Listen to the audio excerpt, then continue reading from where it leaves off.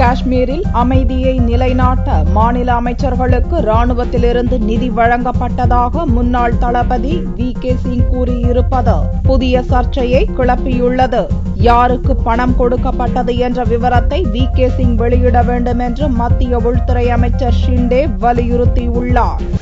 இந்திய ராணுவ தளபதியாக பதவி வகித்தவர் வி.கே. சிங். அவர் தளபதியாக இருந்தபோது ராணுவத்தில் அமைக்கப்பட்ட ரகசிய புலனாய்வு அமைப்பின் நிதியை தவறாக பயன்படுத்தியதாகவும், ஜம்மு காஷ்மீர் மாநில அரசை கலைக்க மாநில விவசாயத்துறை அமைச்சர் குலாம் ஹசன் மீருக்கு 1 கோடி ரூபாய் கொடுத்ததாகவும் ராணுவ விசாரணை குழு அறிக்கை அளித்துள்ளது. விசாரணை குழுவின் குற்றச்சாட்டை அமைச்சர் குலாம் ஹசன் மீர் மறுத்துள்ள நிலையில், தனியார் டிவிக்கு வி.கே. சிங் அளித்த பேட்டியில் அமைச்சர் குலாம் ஹசனுக்கு 1 கோடி கொடுக்கப்பட்டதாக வெளியான தகவலை திட்டவட்டமாக மறுத்தார். அதே நேரத்தில் காஷ்மீர் மாநிலத்தில் அமைதியை தவழச் செய்வதற்காகவும், பயங்கரவாதத்தில் பாதிக்கப்பட்ட எல்லைப் பகுதிகளில் ஸ்திரத்தன்மையை ஏற்படுத்தவும் மாநில அமைச்சர்களுக்கு ராணுவம் நிதியுதவி வழங்கியதாகவும், அது வழக்கமான ஒன்றுதான் என்றும் வி.கே. சிங் கூறினார். வி.கே. சிங்கின் இந்த பகீர் ஒப்புதல் வாக்குமூலம் உமர் அப்துல்லா தலைமையிலான மாநில அரசில் துவங்கி மத்திய அரசு வரையில் பல தரப்பிலும் கடும் அதிர்ச்சியை ஏற்படுத்தியுள்ளது.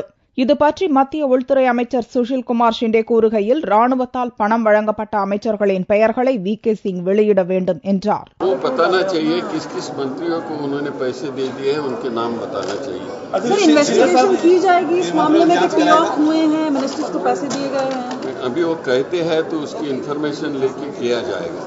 காஷ்மீர் மாநில ஆளும் கட்சியான தேசிய மாநாட்டு கட்சியின் தலைவரும் மத்திய அமைச்சருமான ஃபரூக் அப்துல்லா வி.கே. சிங்கை கடுமையாக சாடியதோடு இந்த விவகாரத்தில் சிபிஐ விசாரணைக்கு உத்தரவிட வேண்டும் என்று வலியுறுத்தியுள்ளார். I think it's a very, very terrible statement that he has made. It must be investigated. Army should be kept apolitical, and if he has done that, he has done something extremely wrong.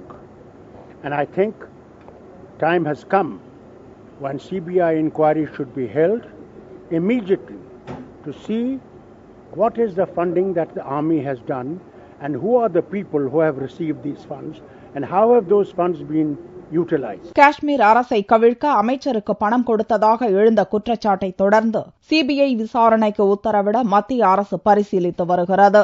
ஆனால் ஹரியானாவில் நடந்த பொதுக்கூட்டத்தில் பாரதிய ஜனதா பிரதமர் வேட்பாளர் நரேந்திர மோடியுடன் ஒரே மேடையில் பங்கேற்றதால் மட்டுமே வி.கே. சிங்கை மத்திய அரசு பழிவாங்குவதாக கட்சித் தலைவர் ராஜ்நாத் சிங் குற்றம் சாட்டியிருந்தார் என்பது குறிப்பிடத்தக்கது.